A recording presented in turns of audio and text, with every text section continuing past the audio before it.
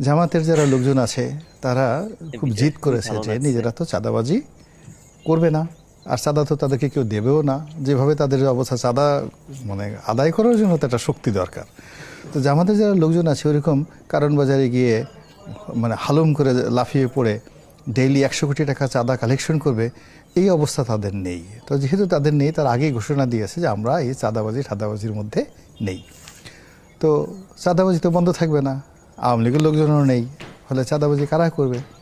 বিএনপির লোকজন করবে। তখন জামাত বলে হায় হায় হায়, দেখো দেখো দেখো চাঁদা কোথায় যাচ্ছে, বস্তায় বস্তায় চাঁদা। এইগুলো নিয়ে তারা ছবি তুলবে, তাদের যারা ইউটিউবার আছে তাদেরকে সেটা প্রচার করবে, এগুলো নিয়ে ডেইলি নাটক সিনেমা হবে।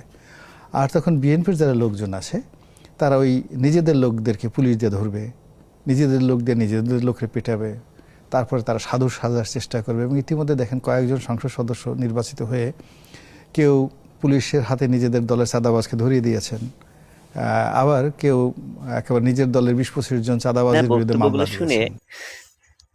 আমার একটা কথা মনে পড়লো। আমরা কিন্তু কথায় কথায় বলে থাকি যে ভদ্র মানুষের ভদ্র আচরণগুলোকে আমরা দুর্বল মনে করি।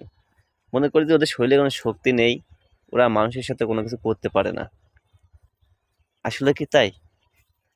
তো এটা যে সত্যি সেটাই তাই প্রমাণ করে দিল ইনার এই বক্তব্যগুলো।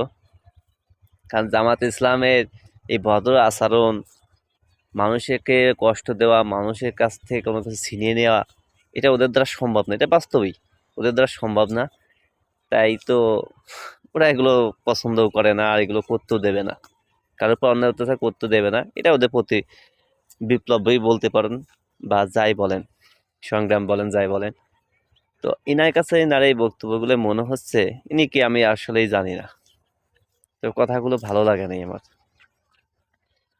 যে চাঁদাবাজি না, কথায় মনে হচ্ছে চাঁদাবাজি করাটা মনে হচ্ছে একটা অধিকার, এটা কোনো অন্যায় না।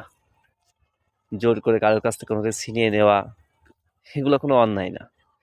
আর সেগুলো প্রতিরোধ করা, সেগুলোর বিরুদ্ধে কথা বলাটা আসলে নাটক। বাহ!